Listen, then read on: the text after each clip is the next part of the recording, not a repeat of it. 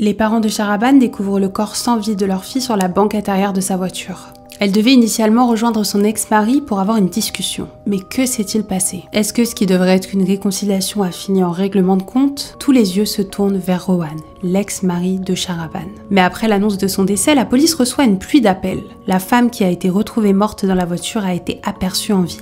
Ont-ils vu un fantôme? Non. Mais alors qui est la jeune femme qui se trouvait dans cette voiture? La vérité est loin de tout ce que vous pouvez imaginer. Relations toxiques, infidélité, violence. Revenons sur l'histoire qui a secoué toute l'Allemagne.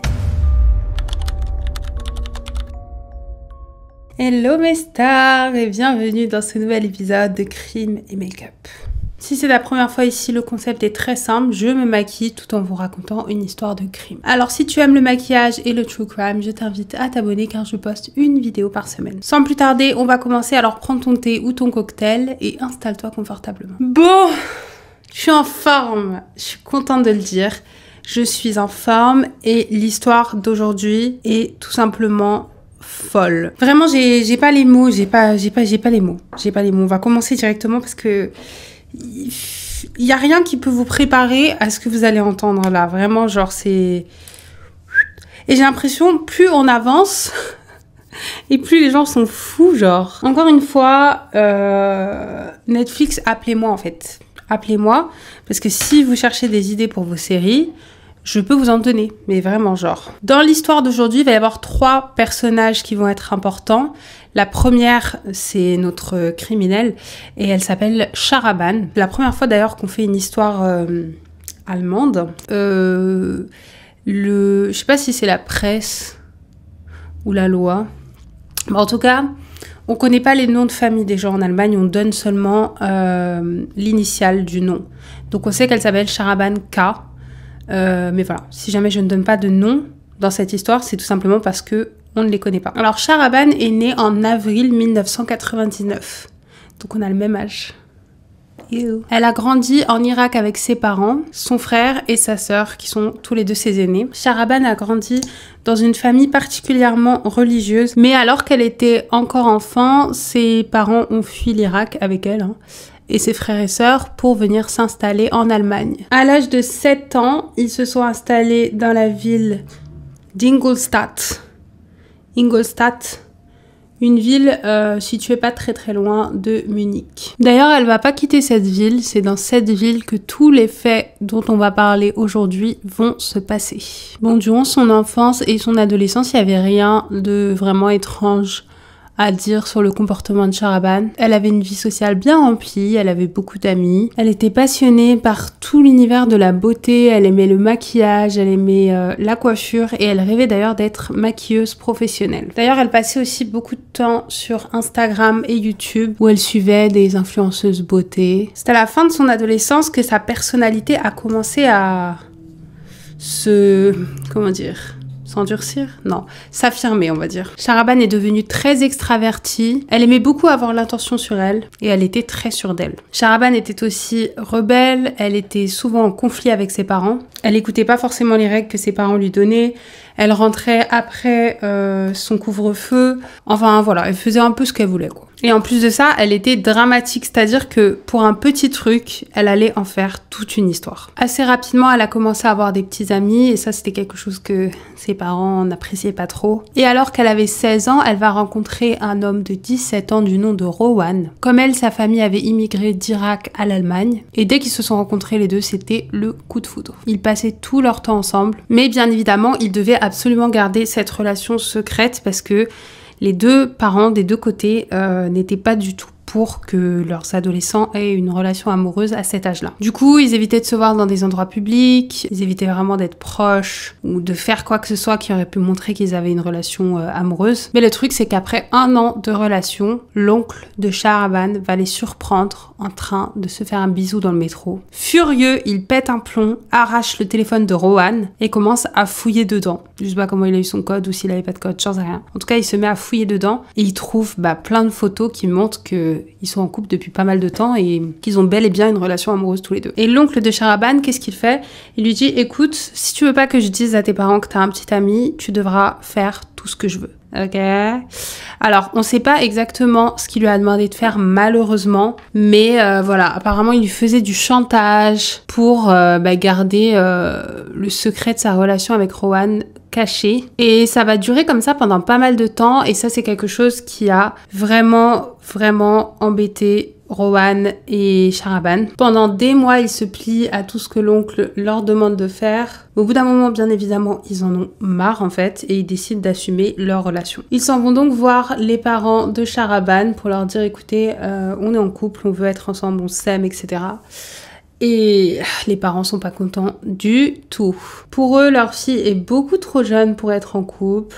Elle devrait plutôt se concentrer sur ses études et son futur et c'est pas du tout le moment d'avoir un petit ami. Et du côté des parents de Rowan, c'est à peu près la même chose. Ils sont contre leur relation, ils pensent aussi que c'est beaucoup trop tôt et ils s'y opposent complètement. Les parents demandent d'ailleurs aux deux d'arrêter leur relation, d'y mettre fin parce que pour eux, ça ne mènerait à rien. Donc ce que Sharaban et Rowan font, c'est qu'ils leur font croire qu'ils ne sont plus en couple, mais en réalité, dès qu'ils ont le dos tourné, ils en profitent pour se voir et pour passer du temps ensemble. Et leur relation secrète va perdurer pendant 2 ans encore, jusqu'à ce que Sharaban ait l'âge de 18 ans. À 18 ans, ils sont maintenant majeurs, donc en soi, plus personne ne peut leur dire ce qu'ils peuvent ou ne pas faire, et ils décident donc de se marier et d'emménager ensemble illico presto. Au début, tout se passe bien, ils se sentent libres, enfin, ils peuvent vivre leur amour sans se cacher. Tout est bien qui finit bien, quoi. Ils sont super heureux. Mais ça, malheureusement, c'était seulement pendant la période, ce qu'on appelle la période lune de miel. Quand tu viens de te marier, que tu viens d'emménager avec ton couple, enfin, ton mari, et que, t'es content, ça change, c'est nouveau, on se voit tous les jours, etc. Et c'est vrai que pour certains couples, malheureusement, après cette période de lune de miel, c'est un peu la période où tu ouvres les yeux et tu te dis est-ce que c'était une bonne idée finalement tout ça? Bon, en tout cas, ce qui est sûr, c'est que Rowan va ouvrir son propre salon de coiffure et Sharaban va travailler dans ce salon de coiffure en tant qu'esthéticienne. Alors, elle faisait différents types de prestations. Elle faisait des soins pour le visage, des injections, du laser, donc pour retirer les poils. Et en soi, elle vivait son rêve de petite fille qui était de travailler dans le milieu de la beauté. Malheureusement, 1 an après leur mariage, c'est là que tout va commencer à s'effondrer. La relation devient de plus en plus toxique et la raison pour ça, c'est que Sharaban est extrêmement jalouse. Elle ne supportait pas qu'il y ait des femmes qui puissent être autour de lui. Mais le truc, c'est qu'avec son travail, il était indéniablement en contact avec des femmes. Et ça, Sharaban le vivait très mal.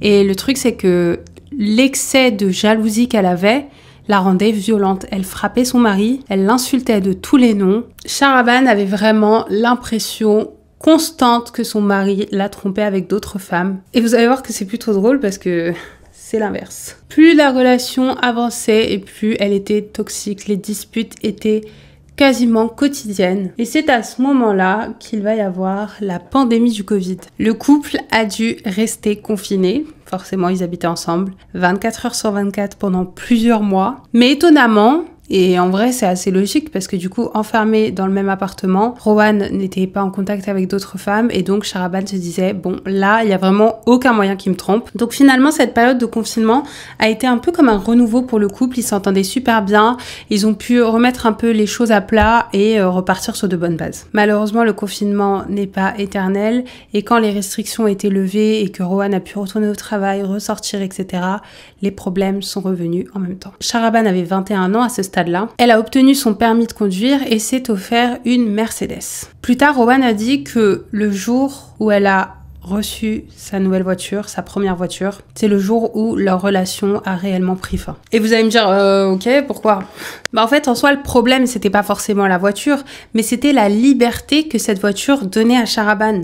Souvenez-vous, Sharaban, elle aime sortir sans prévenir, elle aime rentrer à pas d'heure, elle aime ne pas suivre les règles. Et le fait qu'elle ait maintenant un véhicule qui lui permette d'aller presque partout, ça a fait que son comportement est devenu de pire en pire par rapport à son mari, sa relation. Sharaban partait en pleine nuit sans prévenir son mari, sans lui dire où est-ce qu'elle allait. Et à votre avis, où est-ce qu'elle allait pendant la nuit? Elle allait tromper son mari avec plusieurs hommes différents, jusqu'à ce qu'elle rencontre un homme qui s'appelle Jacob et elle est littéralement tombée amoureuse, obsédée par cet homme-là. Elle le voyait très souvent, toujours en secret bien sûr, sans que son mari soit au courant, ni personne d'ailleurs. Et elle était omnibulée par lui.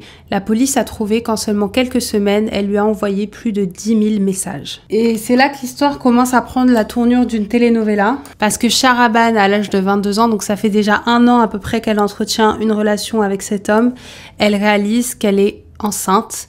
Et étant donné qu'elle ne dormait plus avec son mari, elle se rend compte qu'elle est enceinte de Jacob et pas de son mari. Alors je sais pas si elle lui a dit ou s'il l'a appris ou qu'est-ce qui s'est passé, mais en tout cas son mari l'a su et bien évidemment ça s'est très très mal passé. Et le truc c'est que Rowan était littéralement hors de lui. Déjà il venait d'apprendre que sa femme le trompait et en plus qu'elle était tombée enceinte d'un autre homme, donc c'est un peu... Mais Shahraban, elle était complètement, tu sais, comme si de rien n'était, genre bah oui, je suis enceinte, ouais. Et alors? Et le pire, c'est que tu te retrouves dans une situation comme ça, en général, tu joues un peu profil bas, quoi. Tu regardes un peu le sol. Non, Shahraban, elle continuait d'être aussi violente avec son mari qu'avant. Rowan a dit qu'une fois, elle l'a frappé à la tête avec un objet très lourd, qu'elle a écrasé son visage contre un miroir et qu'elle a même tenté de le renverser avec sa voiture. Ça commence à faire beaucoup, ma belle. Alors, vous allez sûrement vous poser la question, est-ce qu'elle garde le bébé? Qu'est-ce qu'elle fait? Shahraban décide de garder le bébé initialement. D'ailleurs, je sais pas trop comment est-ce qu'elle comptait s'organiser parce que elle est mariée, elle parle pas forcément de divorce ou quoi que ce soit, mais elle est enceinte d'un autre homme, donc elle comptait élever son enfant avec l'autre homme ou avec son mari. Enfin, Vraiment, je sais pas comment est-ce qu'elle allait s'arranger avec ça. Le truc, c'est que le frère de Rowan s'est mêlé de cette histoire, je sais pas pourquoi d'ailleurs. Il est venu la voir, il est venu voir Shahraban et il a essayé de la convaincre d'avorter. Au début, Shahraban était catégorique, c'était non. Elle voulait mener cette grossesse jusqu'à la fin et puis voilà, avoir cet enfant. Mais finalement, apparemment, il l'aurait tellement harcelée pendant plusieurs jours, même peut-être plusieurs semaines pour qu'elle avorte, qu'elle a fini par mettre fin à sa grossesse. Après ça, les tensions n'ont pas diminué entre le couple, mais ils sont tout de même restés ensemble, ce qui est étonnant, mais ok. Le truc, c'est que Shahraban a commencé à avoir un nouvel ennemi en tête, et cet ennemi, c'était le frère de Rowan, donc l'homme qui l'avait convaincue d'avorter. Elle lui en voulait énormément. Pour elle, c'était sa faute si elle avait dû avorter du bébé et elle ne pensait qu'à ça, clairement. Une fois, c'était trop pour elle. Elle a dû avoir encore une crise de colère ou je ne sais quoi. Elle a pris un taser, s'est rendue chez son beau-frère, donc le frère de Rowan, et elle l'a électrocuté dans le cou. Mon Dieu, toute cette violence. Le frère de Rowan est tombé au sol, littéralement, parce que ouais, déjà tu me tases doucement ma belle, et en plus dans le cou. Et apparemment, Shahraban, elle était en mode, elle rigolait, elle souriait, elle était en mode ouais, bien fait et tout, genre... En mode, ça lui faisait trop plaisir de le voir souffrir, quoi. Et à un certain stade, la violence, etc., ça ne s'arrêtait pas. Rowan en a eu marre. Il a demandé une ordonnance de protection contre sa femme, donc pour éviter qu'elle s'approche de lui. Et il a commencé à parler de divorce. Pendant le processus de divorce, Shahraban est retournée vivre chez ses parents, tout simplement parce qu'elle avait plus le droit de vivre avec son mari par rapport à la violence qu'elle lui faisait subir. Mais le truc, c'est que les parents se sont opposés au divorce. Alors moi, je comprends pas. De base, ils voulaient pas qu'ils se marient et maintenant, ils veulent plus qu'ils divorcent. Ok. Pourtant, bien évidemment, ils étaient au courant que leur fille était violente, que Rowan en avait marre, etc. Mais non, pour eux, ça allait être une honte pour leur famille que leur fille demande le divorce, enfin qu'elle divorce de son mari. Et donc, ils ne voulaient absolument pas que ce mariage s'arrête. Rowan et Shahraban, poussés par leurs parents, ont décidé de faire appel à un médiateur pour essayer de régler leurs problèmes de couple et éviter de divorcer. Mais bien évidemment, personne n'était prêt à mettre de l'eau dans son vin et tout le monde se relançait la balle. Non, c'est sa faute. Non, c'est lui. Non, c'est sa faute. Bref, la situation, elle avançait absolument pas. Et comme on a tendance à dire, les chiens ne font pas des chats, parce qu'une fois, le père de Shahraban a dit au père de Rowan: si ma fille divorce, je vous tue. Ok, c'est peut-être un peu extrême quand même, guys. Clairement, à un certain moment, le médiateur, il a dit, il n'y a plus rien à faire. Divorcez, s'il vous plaît. Le couple a donc divorcé et après le divorce, Shahraban était complètement perdu. elle savait absolument pas quoi faire de sa vie, parce qu'en plus elle avait perdu son emploi, comme elle travaillait avant avec son mari. Et c'est à cette période-là que son comportement va commencer à devenir encore plus inquiétant qu'avant. Bon d'abord, et là pour le coup, la pauvre quand même, parce qu'en fait ses parents n'ont pas accepté qu'elle vienne habiter chez eux, tellement ils étaient contre le divorce, etc. Ils ont dit, bah écoute, si tu veux divorcer, tu vas te débrouiller ma belle. Du coup, Shahraban n'avait pas de domicile fixe. Elle dormait dans des hôtels, parfois elle dormait même dans sa voiture. Et les gens disaient qu'ils l'apercevaient beaucoup juste en train de barauder un peu, tourner dans la ville en voiture. Rapidement, Shahraban a commencé à se rendre dans des endroits un peu douteux, des endroits où il y a des personnes très très très bizarres. Elle a commencé à côtoyer des individus très louches, des criminels en gros, et même à avoir des relations amoureuses avec ces hommes. Et malheureusement, très rapidement, elle a commencé, elle aussi, à tremper un peu dans leurs activités criminelles. Elle volait dans les magasins. Une fois, elle a même eu un accident de voiture en essayant d'échapper à la police. Et comme c'était encore un peu la période du Covid, elle vendait des faux passes sanitaires. Mais ce qui fait trop peur, et franchement, j'ai pas assez trouvé d'infos là-dessus, je suis dégoûtée. La police a trouvé des photos dans son téléphone d'enfants, genre tout nus et tout, genre des trucs trop bizarres. Ouais, très très chelou. Bref, en tout cas, Shahraban à ce stade-là, c'est officiellement une meuf chelou, elle fait trop peur. Bon, c'est aussi à cette période-là qu'elle a commencé à dire que son mari lui voulait du mal, qu'il la poursuivait, qu'il voulait s'en prendre à elle aussi, et que toute sa famille, donc la famille de Rowan, voulait s'en prendre à elle, alors que il y a absolument aucune preuve qui a été trouvée. Son mari n'a pas essayé de la contacter. Enfin, lui, clairement, il vivait sa vie de son côté, quoi. Mais le truc, c'est que Shahraban était prête à tout pour embêter son ex-mari, pour lui causer du tort, etc. Et ce qu'elle a prévu comme plan pour faire ça, c'est qu'en fait, elle rencontrait des criminels, elle passait du temps avec eux, elle essayait de les séduire, etc., jusqu'à dormir avec eux et tout, pour leur demander de faire du mal à son mari. Mais il y en a un qui va accepter. Cet homme-là s'appelle Volkan, genre. Il lui a dit oui, ok, qui est-ce que tu veux que je tue? Et elle lui a dit, je veux que tu tues le frère de Rowan. Volkan a posé pas mal de questions, où est-ce qu'il habite et tout, comment est-ce que tu veux que je le tue, qu'est-ce que tu veux que je fasse, etc. Puis il a fixé un prix. Il lui a dit, je tuerai ton beau-frère, enfin ton ancien beau-frère, pour 10 000 €. Tu me donneras 5 000 € avant que je passe à l'action et 5 000 une fois que le travail sera terminé. Shahraban a accepté, elle était vraiment prête à tout pour voir ce mec rayé de la surface de la terre. Donc elle lui a donné les 5 000 € et elle lui a dit, la seule chose que je te demande, c'est de m'envoyer une photo une fois que tu auras fini pour être sûre qu'il est vraiment mort. Les jours passent, elle n'a plus de nouvelles de Volkan et elle ne reçoit toujours pas de photos pour prouver que cet homme-là est mort. Et elle s'est fait avoir comme une grosse débile. En réalité, Volkan n'était pas du tout un tueur à gages. C'est juste un mec qui s'est dit, bon, il y a une opportunité d'avoir 5 000 €. En soi, c'est pas comme si elle allait porter plainte contre moi parce que j'avais pas tué le mec. Donc en fait, il a juste pris les 5 000 € et il s'est barré. Forcément, à ce stade-là, elle a dû se sentir bien débile quand même. Mais le pire dans cette histoire, c'est que elle s'est pas dit genre, bon, ok, je laisse tomber et tout. Non, non, non. Elle s'est dit, je vais trouver une autre solution. Si c'est pas toi qui le fais, ce sera quelqu'un d'autre. C'est là qu'elle va rencontrer un homme du nom de Shakir. Ça va être un personnage assez important dans le reste de l'histoire, très important même, très important dans le reste de l'histoire.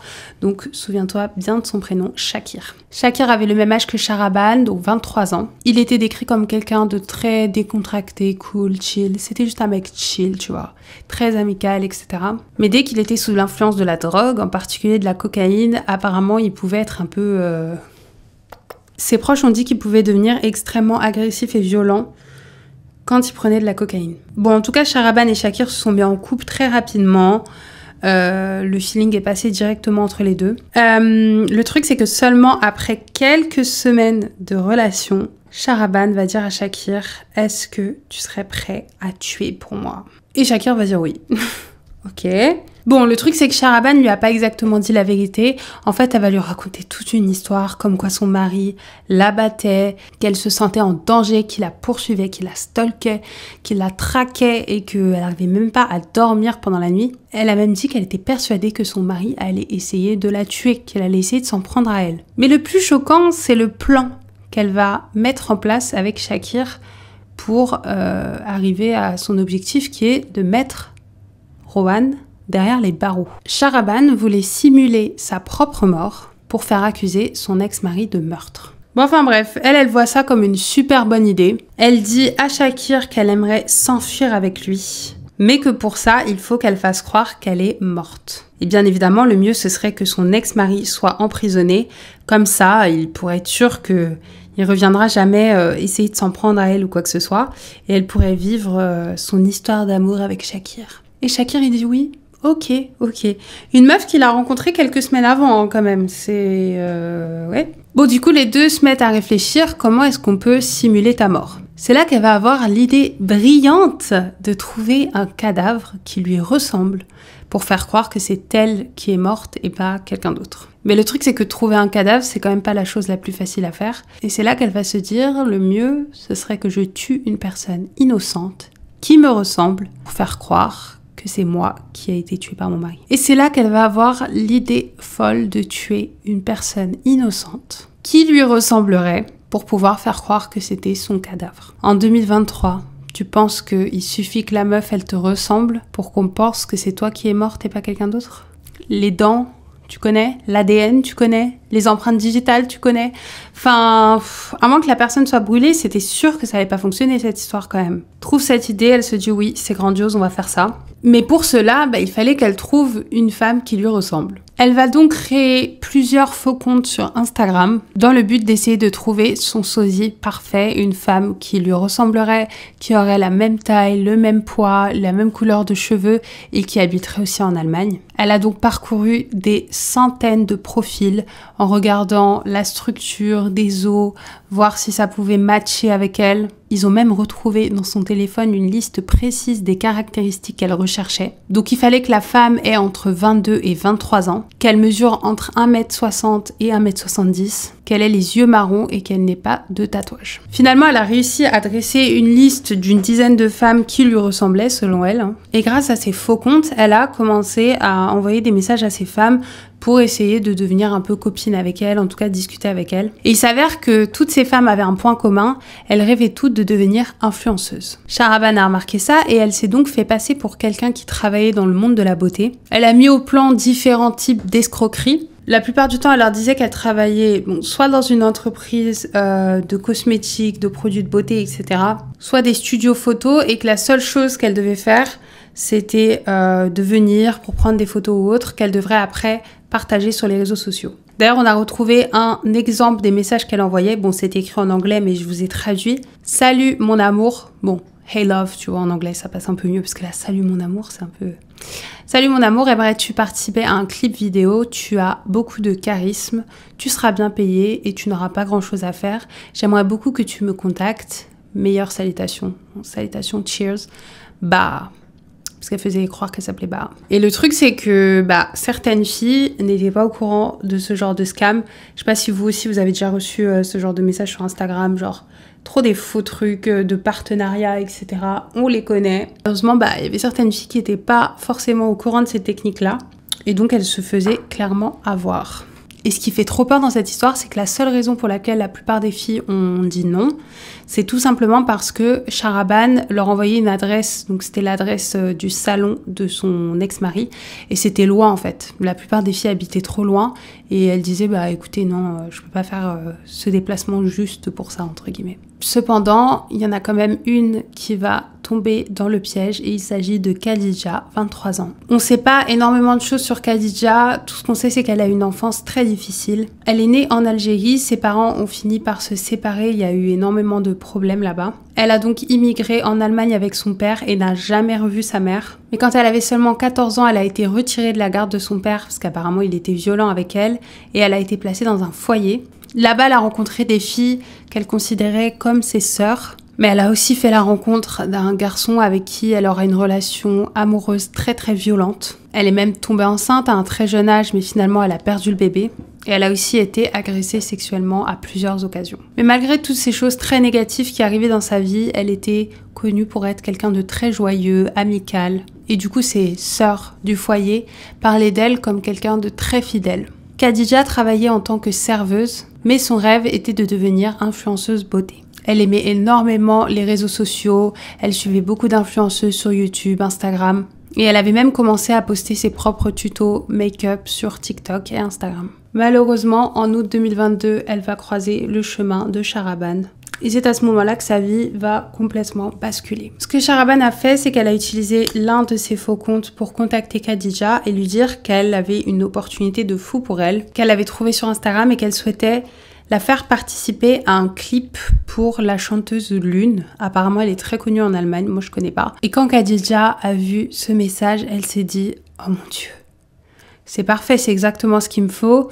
De cette manière, je vais me faire connaître un peu dans l'industrie et je pourrais derrière avoir beaucoup plus d'opportunités. » Le truc, c'est que Khadija a trouvé ça quand même bizarre qu'avec son petit compte Instagram, elle réussisse à avoir attiré l'attention de la manager, je sais pas, l'assistante de la chanteuse Lune, pardon, Rime.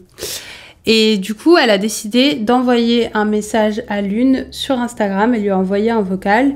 Lui a dit, écoute, il y a cette femme qui m'a proposé de jouer dans ton clip. Est-ce que c'est vrai ou est-ce que c'est faux? Et étonnamment, Lune a répondu. Et elle lui a dit, non, non, non, c'est complètement faux. Genre, bloque ce compte Instagram, elle ment, tu vois. Du coup, à ce stade-là, Khadija s'est dit, bon, bah ok... je laisse tomber, c'est un faux truc. Elle a arrêté de répondre au faux compte de Shahraban. Mais Shahraban semblait avoir fait comme une sorte de fixation sur Khadija. Et elle a décidé de retenter sa chance une deuxième fois avec elle. Elle a donc utilisé un deuxième compte en se faisant passer pour la directrice d'un salon de laser. D'épilation au laser. Elle lui a dit, écoute, est-ce que ça te dirait que je te fasse le laser sur tout le corps, qu'on prenne des photos, etc. Et tout ce que je te demande, c'est de partager ces photos, partager les vidéos qu'on créera ensemble sur ton Instagram. Khadija est tombée dans le panneau. La pauvre. Elle a dit, ouais, c'est cool et tout. Surtout que Shahraban a insisté en lui disant, en soi, normalement, cette procédure, elle coûte 2600 €. Donc Khadija s'est dit, en fait, c'est une super bonne affaire, j'ai rien à faire à part venir, elle va me prendre en photo et j'aurai juste à poster sur mes réseaux, ça me va très bien. Shahraban a donc envoyé l'adresse de l'institut de son ex-mari pour que ça paraisse un peu plus légitime. Comme ça, si jamais Khadija cherchait sur le net, elle pouvait voir qu'il s'agissait bien d'un salon de beauté, etc. Mais le truc, c'est que Khadija vivait à 160 km de l'institut. Et Shahraban s'est dit, oh non, je veux pas que comme les autres, elle se dit c'est trop loin, je laisse tomber. Et Shahraban lui a dit, ne t'en fais pas, je viendrai te chercher en voiture. On fera l'aller-retour à chaque fois que tu auras des séances de laser. C'est un peu gros, hein.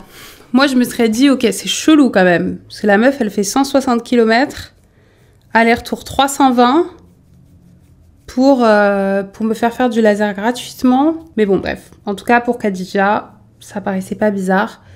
En plus, c'est vrai que c'est une femme qui te parle, elle lui a fait des vocaux, etc. Donc, tu te doutes pas forcément que c'est un guet-apens, quoi. Elles ont donc toutes les deux fixé la date du 16 août 2022, donc date à laquelle Shahraban irait chercher Khadija chez elle pour l'amener à l'institut et lui faire le laser. On est donc le 16 août 2022. À cette période-là, Shahraban vivait chez ses parents et c'était un choix stratégique. Vous allez voir après pourquoi. Ce matin-là, Shahraban va voir ses parents et leur dit, écoutez, j'ai envie d'avoir une conversation avec Rowan, donc son ex-mari. Donc je vais aller le voir, on va discuter, mettre un peu les choses à plat pour essayer de calmer un peu les tensions. Ses parents disent, ok, combien de temps est-ce que tu penses partir? Et elle dit, bah écoutez, je pense que dans 1 ou 2 heures, je suis de retour. Comme je vous l'ai dit, elle est partie le matin. Et le truc, c'est que les heures commencent à défiler et ses parents n'ont toujours pas de nouvelles d'elle. 15 heures, aucune nouvelle. 17 heures, 19 heures, pas de nouvelles de Shahraban. À 22 heures, les parents de Shahraban sont très inquiets. Ils essaient de l'appeler, de lui envoyer des messages sur les réseaux sociaux. pas de réponse. Donc à 23h, ils décident de sortir pour aller à la recherche de leur fille. Bien évidemment, ils se rendent chez Rowan, son ex-mari, parce que c'est là où elle est censée être. Mais alors qu'ils conduisent dans le quartier de Rowan, ils aperçoivent la voiture de leur fille. Ils s'arrêtent, se disent bon, peut-être qu'elle est à l'intérieur. Le truc, c'est que les vitres de la voiture de Sharaban étaient tellement teintées que tu pouvais pas vraiment voir à l'intérieur. Mais à un moment, son père va approcher sa tête super proche de la vitre et c'est là qu'il va voir sur la banquette arrière une jeune femme qui ressemble énormément à Sharaban et qui est allongée comme si elle était morte. Le corps était couvert de sang. Et à ce stade-là, les deux imaginent le pire. Ils se disent immédiatement que c'est leur fille qui est morte à l'arrière de la voiture. Ils commencent donc à essayer d'ouvrir la voiture, qui est bien évidemment verrouillée. Son père prend carrément un pot de fleurs super lourd pour casser la vitre et réussir à pénétrer dans la voiture. Mais même avec ça, ils n'ont pas réussi à briser la fenêtre. Ils ont donc appelé la police qui s'est rendue sur place immédiatement. Et c'est là que la police a annoncé à ses parents que Sharaban, qui était sur le siège arrière de la voiture, était décédée. Elle avait été poignardée plus de 50 fois. Elle avait des coups de couteau sur la poitrine, dans le dos aussi, mais particulièrement sur le visage qui avait été complètement défiguré. Bien évidemment, les parents de Sharaban étaient complètement désemparés. Ils s'attendaient à tout sauf à ça. Et immédiatement, la police va leur poser quelques questions. Qui est-ce qui pourrait lui en vouloir? Où est-ce qu'elle était censée être aujourd'hui? Les parents lui disent, écoutez, la seule personne qui pourrait lui en vouloir, ce serait sûrement son ex-mari. D'ailleurs, elle était censée le voir aujourd'hui et depuis qu'elle est partie pour le voir, on n'a pas de nouvelles. Donc bien évidemment, à ce stade-là, Rowan devient le suspect principal dans cette affaire. Et c'était exactement ce que Sharaban voulait. Le truc, c'est que Rowan a entendu la nouvelle comme quoi Sharaban avait été retrouvé mort dans sa voiture près de chez lui. Des proches lui avaient dit, et immédiatement quand il a entendu ça, il s'est dit « Ouh là là là là là là, la police va penser que c'est moi qui ai fait ça, je me barre ». Du coup, il s'est sauvé avant même que la police se mette à le rechercher. Et au moment où la police a commencé à partir à sa recherche, il était déjà très très loin de la ville. Alors forcément, en plus, en faisant ça, il avait l'air méga suspect. Mais je pense que dans sa tête, il s'est dit non, c'est mort. Elle est tellement folle, je peux pas aller en prison alors que j'ai rien fait, quoi. On c'était pas du tout le genre de ville où il y avait énormément de crimes. Et du coup, dès que l'histoire est parue à la presse, etc., elle a fait le tour de la ville très rapidement. Les news disaient que Sharaban avait été retrouvé poignardé dans sa voiture. Et c'est là qu'il va se passer quelque chose de très très très étrange. Plusieurs personnes vont appeler le poste de police de la ville pour dire qu'ils ont aperçu Sharaban. La police est un peu en mode ok, une personne morte a été aperçue aujourd'hui, on a retrouvé son corps hier, qu'est-ce qui se passe? Ils reçoivent un appel pour dire ça, 2 appels pour dire ça, 3, 4, 5, 6, 7, 8, 9, 10 appels pour dire j'ai vu Sharaban aujourd'hui en ville. C'est là qu'ils se disent ok, on va effectuer cette autopsie genre maintenant, et en faisant des tests d'empreintes digitales, d'ADN, etc., ils se rendent compte que le corps qu'ils ont trouvé n'est pas celui de Sharaban. À ce moment-là, tout le monde devait être en mode quoi? Surtout les parents. Parce que ça fait quand même 24 heures qu'ils sont en train de pleurer, de faire leur deuil, leur fille est décédée, enfin ils pensent que leur fille est décédée, et là en fait on leur dit non, c'était pas votre fille. À ce stade-là, Sharaban devient donc le suspect numéro 1 dans cette affaire, parce que c'était sa voiture. Et la police va aussi prendre le temps de lancer un appel pour demander s'il y avait eu des personnes disparues ces derniers jours dans ce quartier-là, enfin en tout cas dans cette région-là de l'Allemagne. Et quelques jours après ça, ils ont bien reçu un appel disant qu'une jeune femme de 23 ans avait disparu à 160 km de la ville. C'est comme ça que la police a réussi à confirmer que la personne qui se trouvait à l'arrière de cette voiture était Khadija. Donc la police a maintenant l'identité de la pauvre victime qui a vécu cet acte barbare. Ils se mettent donc à la recherche de Sharaban. Bon, avant de vous dire comment est-ce qu'elle s'est fait attraper, je vais d'abord vous raconter ce qui s'est passé le jour du 16 août 2022. Le 15 août 2022, donc la veille du meurtre, Sharaban a envoyé des messages à son petit ami Shakir. Elle lui a écrit « Demain est le grand jour, nous avons beaucoup à faire ». Elle a ajouté « J'ai hâte d'y être ». T'as hâte de tuer quelqu'un, meuf? Plus tard, elle a envoyé un autre message à Shakir en lui disant « Si tu le fais, je te donnerai 80 000 €. Shakir a accepté le plan du meurtre. Et comme je vous l'ai dit avant, le matin du 16 août, Sharaban avait passé la nuit chez ses parents. Et ça, c'était un détail qui était absolument primordial dans son plan, parce qu'il fallait immédiatement que la police pense que c'était son ex-mari qui s'en était pris à elle. Donc forcément, en disant à ses parents qu'elle était avec lui, c'était logique que tous les yeux se tournent vers lui directement. Elle quitte donc la maison de ses parents le 16 août au matin. Elle va chercher son petit ami Shakir et prend la route, donc 160 km pour aller chercher Khadija. La pauvre Khadija pense qu'on vient la chercher pour l'emmener faire une séance de laser. Je sais pas ce qu'ils ont fait toute la journée, mais ils arrivent chez elle à 19h, ce que je trouve quand même super tard. Shahraban frappe à la porte, elle se présente comme étant la propriétaire du salon et Khadija, étant très gentille et confiante, elle faisait confiance à cette femme,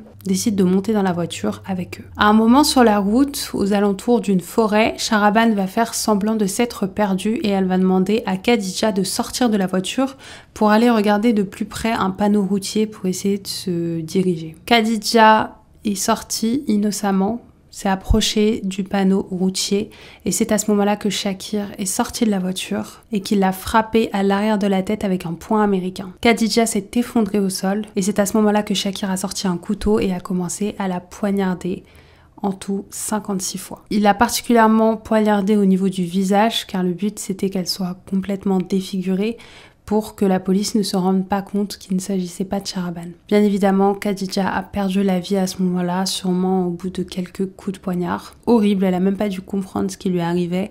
Elle pensait seulement, enfin avoir un peu de chance et puis pouvoir poursuivre ses rêves et finalement, c'était juste... Tout était une mascarade pour lui ôter la vie. Après cette attaque brutale, Shakir et Shahraban ont porté le corps de Khadija et l'ont déposé sur la banquette arrière de la voiture. Et ils ont abandonné le véhicule pour que ses parents le retrouvent. D'ailleurs, c'est horrible qu'elle ait prévu que ce soit ses parents qui la retrouvent morte. On arrive maintenant au lendemain du meurtre, on est le 17 août 2022. Comme je vous l'ai dit avant, la police a reçu énormément d'appels pour dire que on a vu Shahraban en ville, genre qu'est-ce qui se passe ? Et Shahraban n'avait pas réfléchi vraiment à son plan. En fait, je pense qu'elle s'est dit, bon, ok, je la tue, je fais comme ci, je fais comme ça. Et ce qui me paraît ouf dans tout ça, c'est qu'elle n'ait pas prévu ce qu'elle allait faire après. Alors, je pense que dans tous les cas, elle se serait fait attraper parce qu'il aurait fallu qu'elle change d'identité, qu'elle change d'apparence. Il aurait fallu qu'elle fasse plein de choses pour que son plan puisse fonctionner. Mais, meuf, quand même, enfin... Tu veux t'en sortir ou pas? Je sais pas. Et le point commun qu'il y a dans toutes ces histoires, c'est qu'ils se cassent les méninges à chaque fois de savoir comment est-ce qu'on va tuer la personne et tout. Mais après, une fois qu'ils ont passé à l'acte, il y a personne... Tout le monde éteint son cerveau. Hein. À chaque fois, ils sont attrapés des manières les plus stupides. Le lendemain, donc le 17 août 2022, donc le lendemain du meurtre, Shahraban se fait attraper. Pourquoi? Parce qu'elle se trouvait dans une pizzeria de sa ville, où il y avait des caméras, et où d'ailleurs elle a demandé au propriétaire de la pizzeria d'utiliser son téléphone pour appeler quelqu'un. Le pire dans tout ça, c'est qu'elle portait les vêtements de Khadija. Ses vêtements et son sac à main. Parce que du coup, je suppose que quand elle a tué Khadija, elle lui a mis ses vêtements pour faire croire à ses parents que c'était la tenue qu'elle portait avant de partir. Mais elle portait encore les vêtements de la personne qu'elle avait tuée, hein, le lendemain. Voilà. Le truc, c'est que comme je vous l'ai dit, c'est pas une énorme ville, hein, c'est pas New York. Donc forcément, l'info avait fait le tour et la personne, le monsieur qui travaillait à la pizzeria, a remarqué que c'était Shahraban qui se trouvait devant elle. Donc à un moment, il s'est éclipsé discrètement et il a passé un coup de fil à la police pour dire que Shahraban était dans sa pizzeria. C'est donc comme ça que la police a réussi à l'arrêter. Et le plus drôle dans cette histoire, c'est que devinez avec qui elle était dans la pizzeria? Son copain Shakir. Genre vraiment les deux...